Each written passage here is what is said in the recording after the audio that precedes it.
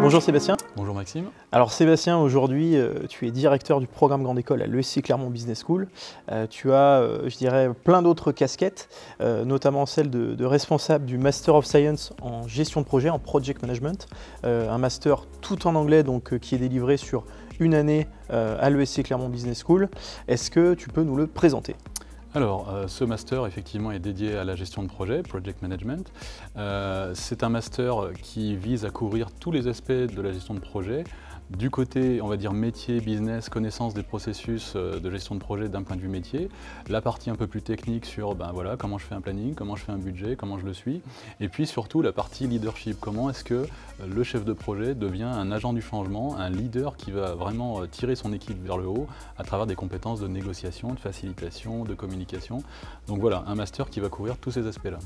Alors sur la brochure qu'on peut retrouver sur notre site internet, on a le détail du programme.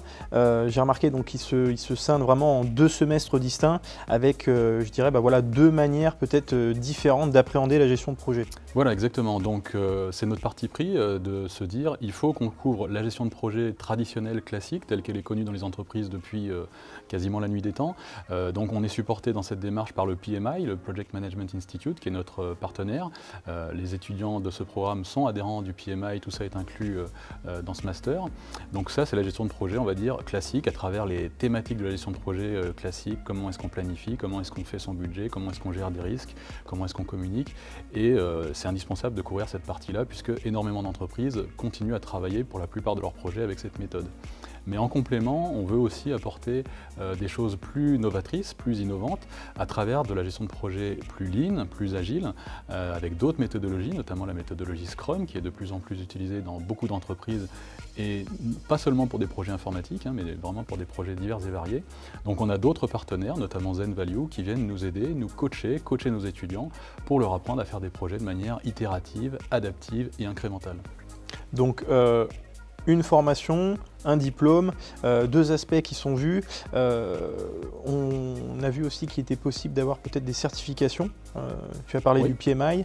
Est-ce que c'est aussi adaptable pour la partie Lean ? Oui, bien sûr. Donc, on prépare nos étudiants au premier niveau de certification PMI, donc le CAPM.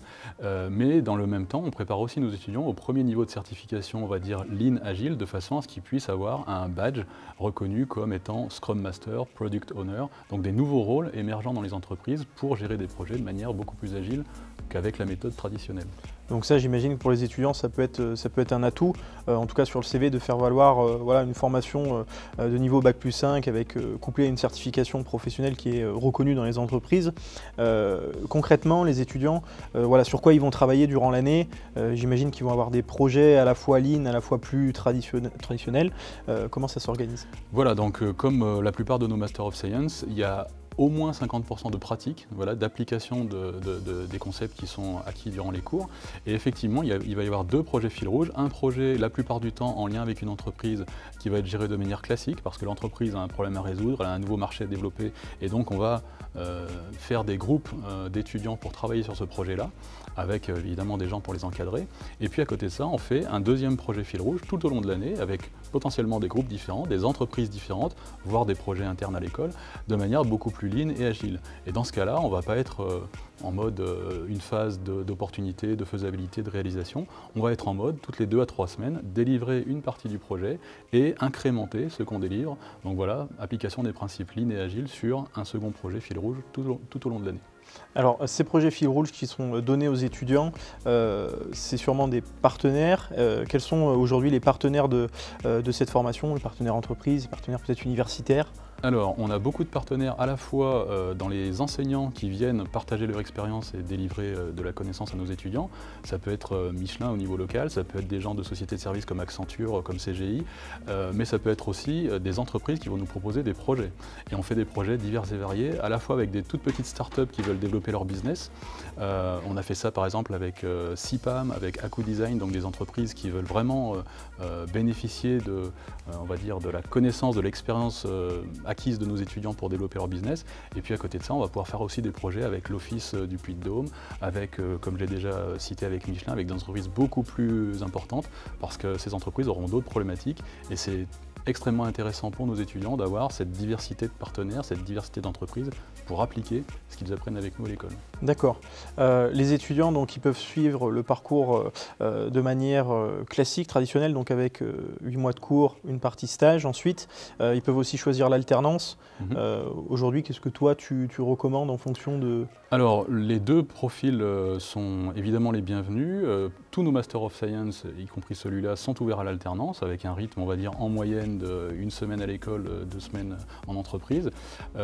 Les profils sont complémentaires. Le fait d'avoir des alternants qui sont déjà dans le monde de l'entreprise est bénéfique pour nos étudiants plus classiques qui ont très peu d'expérience professionnelle, et réciproquement, les étudiants qui sont à l'école 100% de leur temps, qui ne travaillent pas en entreprise, peuvent progresser sur les projets, peuvent avoir, on va dire, des cours complémentaires, notamment de français pour les étrangers. Donc voilà, une fois de plus, ce qui fait la richesse de ce projet, c'est la diversité des profils, que ce soit au niveau culturel ou au niveau background. J'imagine que c'est aussi intéressant au niveau pédagogique. Tu l'as sous-entendu sur le fait que tu avais une partie d'étudiants internationaux. C'est même presque une majorité. Oui, comme sur beaucoup de nos Master of Science qui sont des diplômes à connotation internationale, on va dire que 90% de nos étudiants sont internationaux, qui viennent de partout dans le monde, d'Inde, de Chine, d'Amérique du Sud, d'Amérique du Nord de plus en plus également. Donc ce qui les attire évidemment, c'est ce partenariat avec le PMI, le fait qu'on insiste beaucoup sur la partie Lean Agile, ce qui n'est pas encore très répandu, et puis le fait qu'on soit une école accréditée et que ça garantit entre guillemets la qualité de ce qu'on va délivrer et que ce sera une reconnaissance pour eux, y compris dans leur pays. Pour les étudiants qui ont envie peut-être d'aller plus loin, de poursuivre un petit peu les études, j'ai vu qu'il y avait 2 partenaires aujourd'hui pour un double diplôme possible. Oui. Est-ce que tu peux nous en parler? Alors, à la fin des 2 semestres académiques chez nous et du stage, ou de l'alternance pour les alternants, effectivement, les étudiants ont la possibilité de faire un semestre supplémentaire, complètement inclus dans les frais du programme, hein, donc sans frais supplémentaires, soit à Nottingham Trent University en Angleterre, qui est une université extrêmement réputée et accréditée. Ça sera en Business Organization, donc une connotation un petit peu plus business que ce qu'on peut apporter ici à l'école. Et puis un deuxième partenariat avec ALN en Allemagne pour les gens qui voudraient aller un petit peu plus loin sur la partie marketing de la gestion de projet. Donc voilà, ces 2 partenariats qui sont ouverts en option à tous les étudiants qui suivent ce programme. Ouverts mais complémentaires. Bien sûr. Alors Sébastien, est-ce que tu peux nous dire peut-être pour terminer le type de profil en tout cas que tu recherches pour ce programme, ou en tout cas les profils qui t'intéressent le plus? Alors historiquement, on a beaucoup d'étudiants qui sont ingénieurs, qui viennent se former à cette partie-là parce qu'ils se rendent compte qu'ils ont beaucoup de compétences techniques par rapport à ce qu'ils ont appris dans leur université d'origine, mais qu'il leur manque justement ce petit côté métier et ce côté communication, facilitation, toutes les soft skills en fait qui vont leur manquer dans leur vie en entreprise. Donc on a beaucoup de profils comme ça, notamment d'Inde par exemple, et d'autres pays évidemment, mais une fois de plus, ce qui va faire la richesse des projets qu'on va faire, et puis des classes en fait, des groupes, c'est la diversité des profils. Donc c'est ouvert à tout type de profil, on n'a pas de profil prédéfini particulier, et des gens qui auraient une expérience en finance, des gens qui auraient une expérience en marketing, des gens qui auraient une expérience, je sais cette année on a des gens qui ont fait de l'architecture ou des ressources humaines, sont évidemment les bienvenus dans ce programme, et ils apporteront un œil, une vision complémentaire à des gens qui auraient un profil plus technique. Oui, parce que comme tu l'as dit, de toute façon, la gestion de projet, c'est quelque chose qui est adaptable à énormément de métiers, de secteurs d'activité, donc au final… Exactement. Et actuellement, enfin, je ne connais aucune entreprise dans le monde qui ne travaille pas en mode projet, que ce soit des projets classiques ou des projets plus Lean Agile.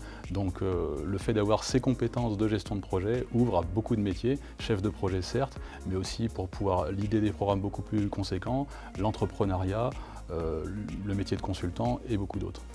C'est intéressant, tu as parlé d'entrepreneuriat. Est-ce que c'est une formation que des étudiants qui, à terme, ont envie d'entreprendre peuvent suivre? Oui, bien sûr, et en plus, comme dans cette école, nous avons également un incubateur, nous avons régulièrement des étudiants de ce programme-là qui, en parallèle des cours et des projets, tentent leur chance au niveau entrepreneurial en proposant un dossier qui passe devant notre jury, et puis si l'idée est bonne, si elle tient la route, les étudiants peuvent être incubés à l'école et développer leur futur business. Bon, bah, c'est parfait. Merci bien Sébastien. Merci Maxime. Et puis à bientôt. À bientôt. Merci.